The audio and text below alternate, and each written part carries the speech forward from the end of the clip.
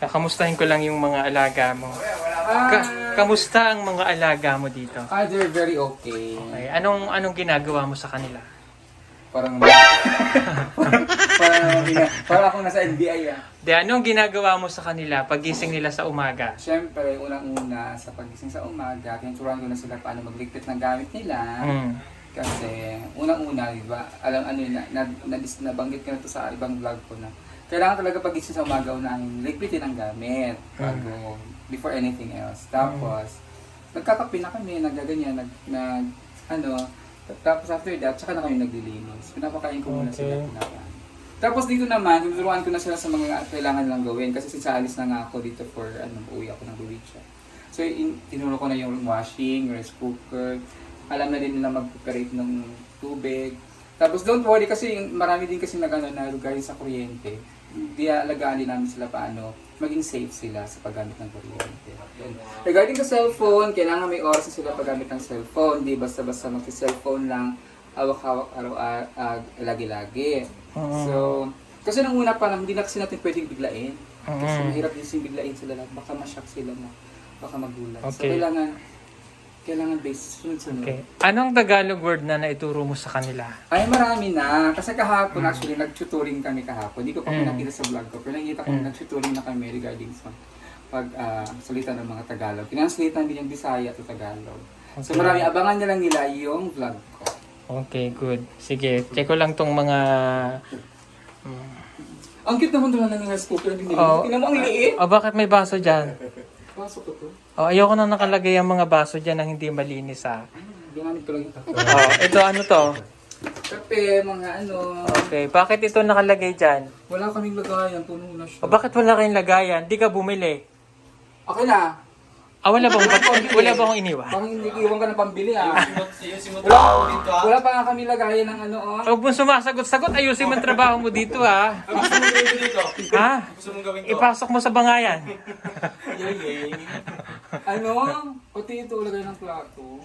Hindi, kaya naman hindi ako nag-ano kasi ilang piraso lang kasi yan dapat. So, si Lord J kasi busy pa. Siya yung pinabibili ko. Actually, sinabi niya may birthday. Pati yung ref, siya din ang bibili nun Kasi pagkain namin sira, walang para baka bukas bumili na siya. Okay. Tapos nagpabilis. Marunong na silang mag-rice cooker? Yes! Anong ulam nyo ngayon? Andun, Ano to? Bakit? andun sa mesa. Ano to? Ano yan? Panis na to, ba't nandito pa? Uy, sino na? Ba't nandiyan pa yan? Panis na. Kagabi ko, Ha? Ayoko nang ganyan Ito, kuya, ito yung kabila. Hindi nila nakuha. Ay, palusot ka pa ha? Ba't di mo nilinis yan?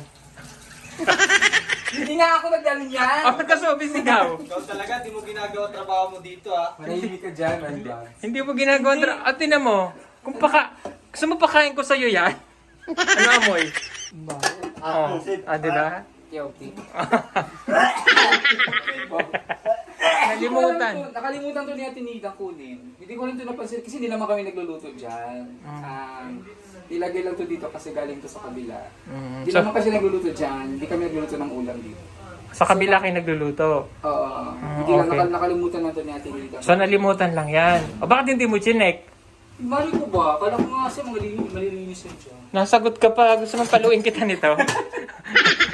Oh my God. Mag-resign na ako! Mag-resign na ako! Mag-resign na ako. Yung amo ko, napaka-strict.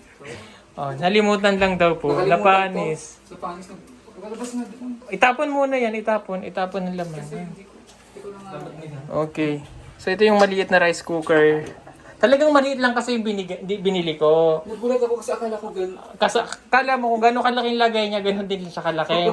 So maliit lang po yung binili ko talaga kasi para Hindi mapanis. hindi mapapanisan sila ng kanin. At saka explain natin mamaya sa kanila, huwag papanisan ng kaldero ng kanin. Kasi once na napanisan yan, panis na yan. Hindi kailangan pakuluan. Pakuluan sa suka.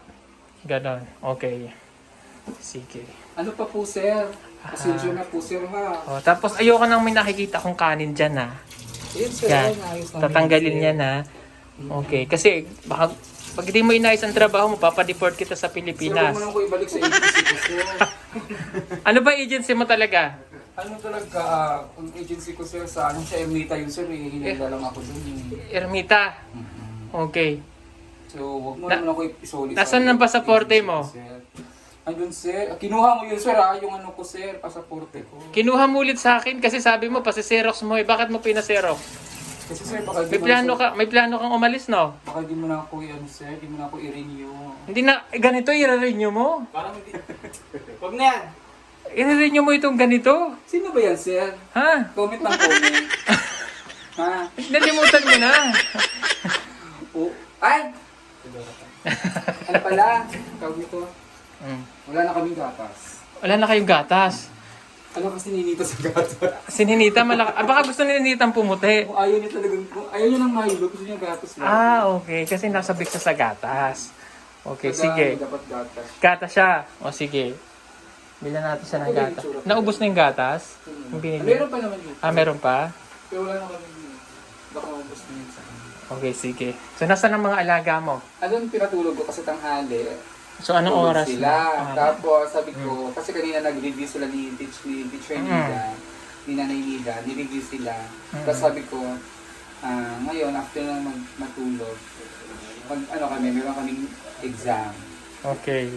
So, Sige. meron silang bibigyan. Sige. Puntahan ko sila sa kwarto. Andyan! Tago.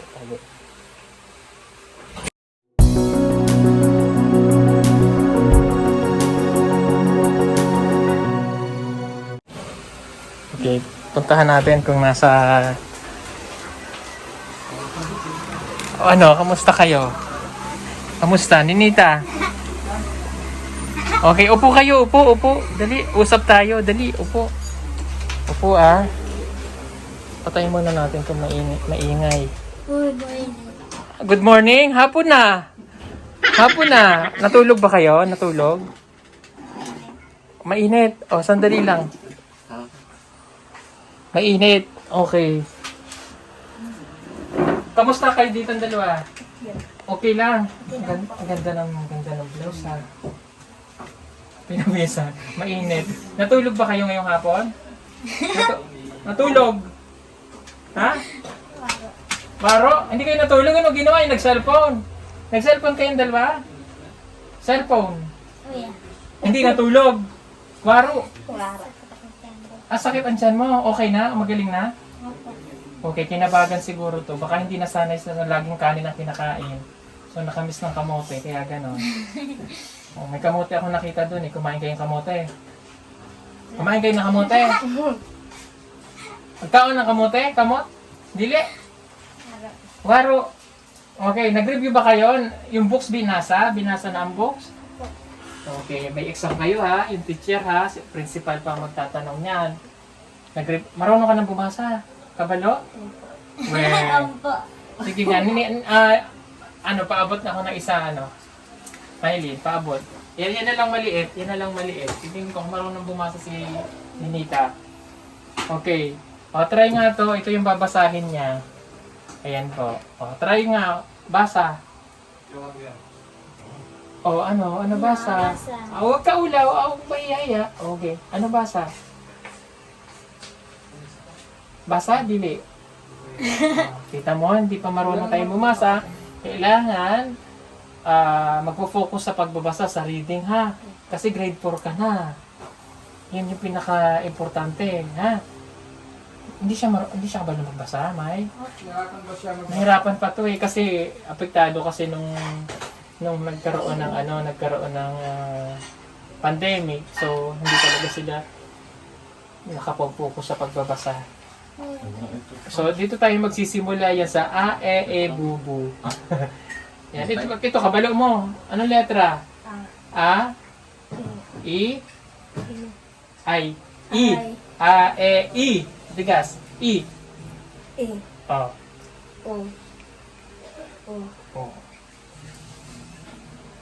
O, English naman. Katinig. Or katinig. Letter. Ano yung sira natin, no? B. Ha? Is. Mali. Hindi yan. C.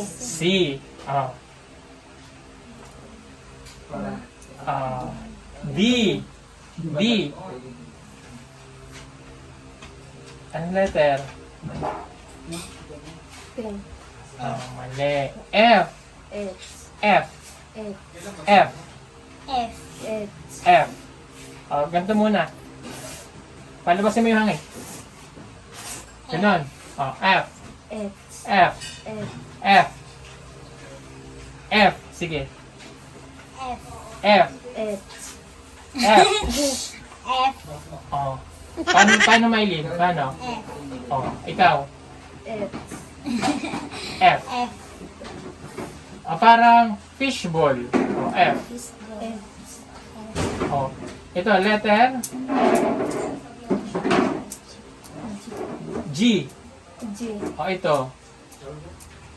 Letter H. H. H. H. H. H. Okay ha, kailangan ma-practice ito ha. Pag tinuturuan ka, pag si Maylin magturo sa'yo, turuan mo siya, May ha. Kasi uuwi na si Kuya. So ito, pag-aralan mo to, patinig, katinig ha. Ayan ha. Okay? Kasi tatanungin ka ni Teacher Nida kung ito ay kaya niya muna. Kasi yung simple po na ABCD, no, hindi niya kaya pang i-ano ng maayos. Pinatay ko kasi electric fan muna kasi para hindi marinig sa mic, sa cellphone. Kaya mainit, hindi sila sa mainit. Mamaya buksan natin. Okay? So, kailangan matutunan to ni Nita ha. So, huwag kang mahiya. Huwag kang mahiya magtanong. Palagi ha. Mainit. Okay. Kailangan matutunan niya ito, May ha. Opo. Tapos, unawain mo siya. Huwag mong papagalitan. Opo. Para hindi siya yung unawain mo lang kasi yun yung kaya niya lang eh. Yun pa lang yung kaya niyang ibigay ha. Pero dapat ikaw, pagporsigahan ha. Opo. Okay? Para sa inyo to, hindi para kay Kuya ha. Kailangan mapag-aralan mo to lahat ha. Yan, pagka wala kayong ginagawa, kahit ikaw may yung paunti-unti. Kasi para makasabay siya sa school. Ha? Kasi parang yung pagtuturo natin sa kanya, although grade 4 na to, parang babalik ka sa kinder. Parang gano'n ang nangyayari ngayon. Dahil yung ABCD hindi niya pag gaano kabisado. Okay? Ayan, nandyan lahat yan pag-aaralan ha. May turuan mo siya ha. Tulungan. Si Maylin kasi wala ang problema. Marunong na to. Okay, sige ganito.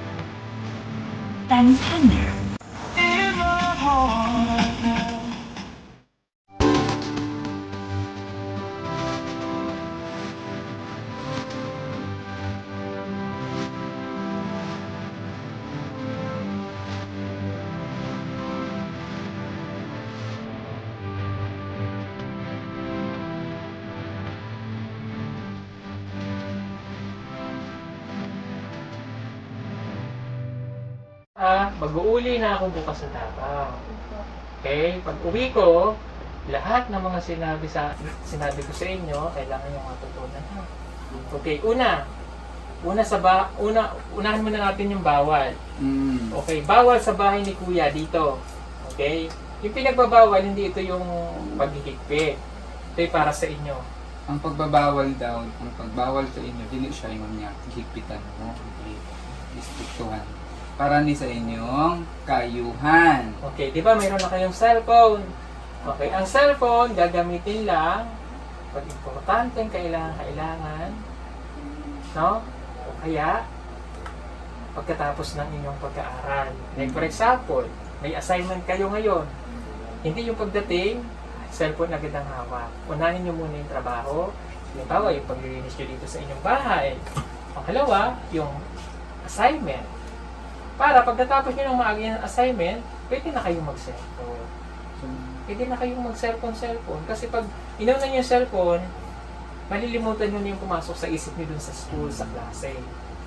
Pag unahan niyo mong cellphone, malimtan na nimo ang imong para sa mga eskwela. So, di ba maningon ninyo na ako ninyo, di ba? In the morning, sinabihan ko na sila, una hawakan ang walis bago ang cellphone. Ginawa namin din. Hindi naman namin kayo pinagbabawalan na mag-cellphone. Kasi sa inyo yan. Okay? Tapos, pag namimiss niyo yung pamilya nyo, tawagan niyo sila. Ha? Actually, may Kausapin. kausap na kagabi. Kagabi, kausap na si mama. Naghilak mo? Iyakan yan! Ito daw ngayon, yung gabi, mama naman niya. Kagabi, si mama niya, tsaka mga kapatid ko. Pumunta doon sila sa babae. Nakita mo na yung bahay? Kita na kang bahay dito sa video. Nakita? Tuwang-tuwa siya.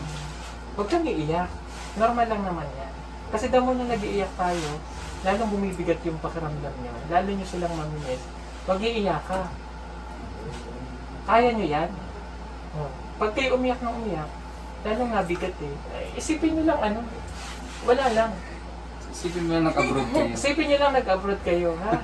Tinan mo si Ninita, naputi na. Tsaka tumaba na yung mukha niya. No? Oo, diba ba? Oo. In fairness, kain talaga dito. Kain Oo. siya. Pababa na kagad ang mukha. Huwag mo masyado magpapataba kasi hindi ka magkasa dito. Baka mamaya lumusot ka dito sa ilalim ni Maya.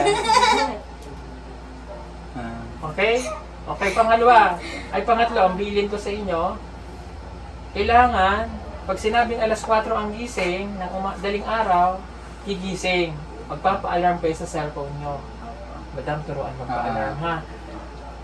No excuse ha, kasi ang teacher nyo, ganong oras talaga gumigising para sa pagpasok nyo. Kasi po si Ninita, kailangan niya talagang sumabay din na pagpasok. Pwede naman siyang matulog sa school. No? Tsaka, hindi, ang sabi kanina din, nag-assessment kami ni ate sa kanilang pag-aaral. Sabi na Tinida, kailangan talaga niya matutong magbasa. So, while andun siya sa kay Tinida, tuturuan niya siya magbasa. Kung gusto niya matulog pa muna, pwede naman siya matulog to. Kasi wala po kaming choice kung hindi siya sasama. Dahil walang maiwan sa bahay. Hindi siya pwedeng maiwan dito ng mag-isa at hindi pa ito marunong. Tapos, pagkatapos ng eskwela ni Miley, hanggang alas 12 ba siya? Uuwi na siya dito. Tapos, saka ulit siya susunduin sa hapon. Sa hapon. Tingnan niyo yung effort na gagawin ng teacher, ha? Yung effort na gagawin ng teacher para sa pagpasok nyo. Ha? Ang effort ni Nanay Nida, mag-drive sa iyo. Drive sa inyo para lang kayo makapasok. Tsaka, huwag niyong bibiguin ang ating sponsor. True. Si Tita Coleman Flay para sa iyo at saka si Tita Pinay ng USA. Okay? Kayo naman ay may baon araw-araw. 100, 100 pesos. Ang 100 pesos, kung hindi nyo siya mauubos, akin na yun. Yan. Yung 100 pesos na hindi nyo siya mauubos araw-araw, maglalagay kayo dito para matuto kayong mag-save. Para saan yung ipon nyo? Para sa inyo yun. Diba? Para sa inyo. Para bata pa lang kayo halimbawa, 100 pesos sa isang araw, malaki na yon. Kung ang magastos nyo lang 50 pesos, Ano 50 siya? yung 50 itago nyo dito. Magkaroon kayo ng listahan dyan kung sino naghuhulog. Kung magkano lang kayang ihulog, hindi naman sinabing 50-50. Kung magkano lang yung sobra sa inyong balon, sa inyong baon, yun yung lalagay. Oo, kung 5 piso, 5 piso, lagyan nyo Siguro dyan. tag-isa silang ganyan. Oo, Bigyan bibili natin ng na, sa bagay. Ngayon, sa pagtapos nitong taon ng school nyo, di ba? December! Sa June. June. Isang taon, bubuksan natin. Kung sino yung may pinakamaraming ipon. Huwag naman yung kaya ka nag-iipon dahil, sige, pwede ka na kumain. Huwag ganun na. Dahil meron tayong paligsahan. Hindi. Yung Kung ano lang yung tira. yung kung ano lang yung tira. Titingnan lang natin. Okay? Bilang pa ng isang baboy. At tabain ng baboy. Dapat ibang kulay, hindi pink. So yun, ang mga habili ni Kuya sa isip, isa puso. Dahil ito'y para sa inyo. Okay? Ako yung uuwi na. Lahat kailangan yung pagtatagalog. Dito, kailangan napapractice. Meron na kaming rules sa bahay. Pag umaga, hindi good morning, pwedeng good morning. Pero mas mabuti kung Tagalog, magandang umaga po. Pagkakain na, kakain na po. Yung mga basic Tagalog na kailangan nyo matutunan. Kasi pag nasa school na kayo, paano pag nagugutom, pag hindi mo pinilit mag-Tagalog, pupunta ka sa kantin. Hindi mo pwedeng gano'n. Wala si kantin. Bilang. Oo, hindi. hindi, sa ngayon, sa mga klase nyo, hindi sila yung, sa isip nila, hindi sila yung mag-a-adjust para sa inyo. Kayo yung mag-a-adjust para sa kanila. Kaya, pero matutulungan Kailangan din. humabol sila. Oo. Mabilis lang yan. Mabilis Pagdating lang ng yan. December, marunong na magtagalog Oo, yan. mag- Waro si Kandag. Hindi na waro si Kandag Hindi na sasabihin waro. niya. Diba? Mainit. Mainit. Okay. O siya, sige. Lahat ng mga billing ko, matandaan nyo ha. Kasi pag uwi ko sa inyo, kukwento ko kung ano yung nangyayari sa inyo dito. Ha? Kailangan ang ibabalita ko sa kanila magaganda, hindi negatibo. Para sila, hindi mag-aalala para sa inyo. Para mas Kampante sila. okay. Ha? Sa una lang yan, masasanay din kayo. Pag ako umalis na, continuous ang communication natin. Okay? Tapos may friend mo na si Christine? Dili. Dili pa? Okay. I-friend sa Facebook. I-friend na kayo sa Facebook. Hindi pa. I-friend mo siya. Tapos i-friend mo din ako para makita ko yung ano nila. Kasi hindi ko naman pinapakailaman yun eh. Para may group chat kayo ni na Christine. Kasi tatlo yun eh, magkakalayo lang kayo. At least nakakapag-usap kayo. Maro si Kanda, mga ganon, mga salita nila. Pwede doon mag-usap-usap kayo. Okay? Wag lang kayong wag yung masyadong madrama. Yung kailangan magtawanan lang kayo palagi. Mga ko na ito, laging nakabungis-ngis. Ito ba talaga bungis-ngis? Ikaw naman, wag laging ganon ha. Pag kinakausap, wag laging gag. Laging nakaganon. Meron siyang kanya reason. Kasi feel ko Oo. ano yan, parang meron siyang nahihiya ko siya. Wag yung laging, pag kinakausap, gumagano. Parang ginaniban. Oo, parang sinasali. Itatali ko yan. Kailangan Kasi naman, kahapon, nagano na kami na personality development 101 kami kahapon. Ayun. So, paano umupo, Oo. paano hindi na dapat nakabuka ka, paano magsalita. Tamang paghawak ng kutsara, tinidor. Wala pa Marunong rin magsaing? Kabalo na magsaing? Opo. Ayun. Ano sabi sa akin? O siya, sige. Ha? Uuwi na ako ng Davao. Gusto ko, pagbalik ko dito after ng ilang buwan, may development. Ha? Magtatagalog na talaga tayong lahat. Okay? Tumaba na si Nita. Tumaba nga siya, no? Tumaba na ilang araw pa lang Siyempre, kain na sila ng kain. Kain lang. Gigisingin, kain. Maya-maya, kain na naman kami. Si Maylin tumataba na lalo. Napakaano ng mukha niya, no? Hindi naman siya mataba. Yung mukha niya, wala kang force. Parang, Tsaka ano siya, yung mahigpit yung ano nila. Lulusog. ba? Oo. Lulusog. Kasi ano yung kamuting kahoy ba naman niya kinakain niyan? Takot tao. Walang ka-force ang mukha eh. No? Parang lalagyan mo na lang siya ng foundation na. Okay na. Wala, hindi na kailangan foundation. Ang Hindi na makeup pala. lang ang Makeup na lang. Ito naman, mahirap makeup ang tao. Kasi natural na niya na yan eh. Kinakain yung makeup, no? Oo, make-upan ko nga siya. Sabi ko, pero kaya sa kanya yung highlighter lang talaga. Yung sinisindihan ba yun? Oo, parang hindi na highlight lang yung ano, kasi yung ganda ng skin niya eh. Kailangan mag-shimmer lang siya. Okay, tapos ganito. Kayong dalawa, may tuka kayong dalawa. Sino maghuhugas ng plato? Alternate yan sila. Alternate, ha? Sino ang magwawalis? Pag naglaba kayo, sabay kayong maglaba. Habang yung isa maglalaba, sayang ang kuryente at tubig. Sabay naman, Sabay lagi Nung, sabay. nung sa kahapon, naglinis kami, si Ninita ang nagwahuga, siya ang nagmat, si Maylin ang naglaba. Okay. Lahat naglabahan. Yun, very good. O, kahit na may sponsor tayo, isipin pa rin natin yung mga kapagtipid ang sponsor natin. Ha? For example, sa kuryente, kung di naman kailangan mag-aircon, huwag kayo mag-aircon. Starting kanina yung aircon namin, di ba naman napansin mo pagdating mo, di na sila naka-aircon. Kasi sabi ko, ang aircon gamitin lang paggabi, tsaka pag mainit talaga sa araw. Oo, ganun, ha? Kaya may electric pa na doon. Kaya sa sponsor natin, kung tayo mismo ay hindi magtitipid, Tipid. ha? Ang kaya naman, yung kuryente niya, mas malaki pa sa tuition mo. Ha? Sabi niyo. Kailangan ang kuryente matipid, ha? Kaya ang pagkain, huwag niyong tipidin, kain lang.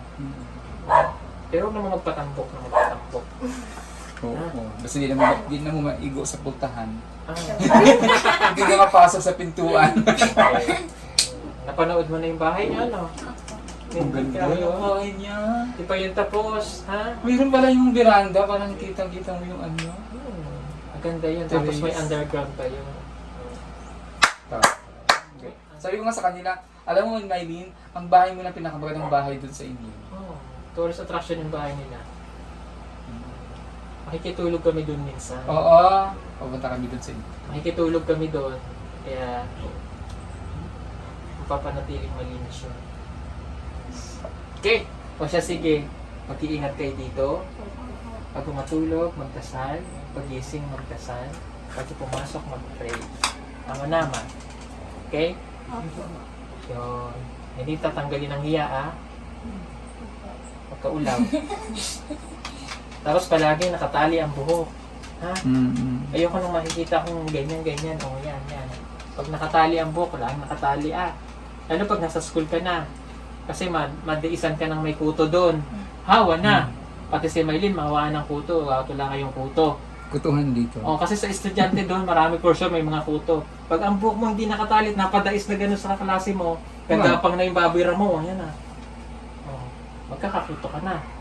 Mahawaan pati si Ate May, ang ganda ng mga buhok nyo. Kaya kailangan lagi nakatali. Tignan mo. Oo nga. Kasi pag di nakatali ang buhok, waro Katalon, na. dadaan yung ano. Dadaan ang kuto. Ha? Ang dami kong bili, no? Bili. Kaya alis tayo eh. Ha? Apir. Yeah. Ayusin ang apir. May. Ayusin apir. Apir may. Oh, ganon. Iba yung apir niya eh. Oh. Niiyak pa. Kaya palagi eh. O, sige po mga babayan. Maraming salamat po sa inyong lahat. Ha? At mag-iingat kayo. Ingat kayo dito ha. O, hag na. Madali.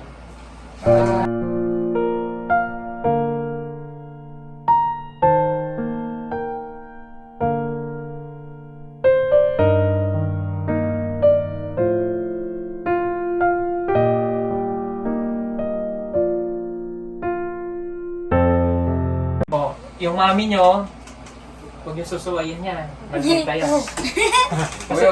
kasi pabait ako, di ba? pag yan hindi maganda ang performance, papauwiin ko sa Pilipinas siya. Iuwi niya ako sa agency ko. Kasi ako ang yaya niyo. Sige po. Maraming salamat. Bye!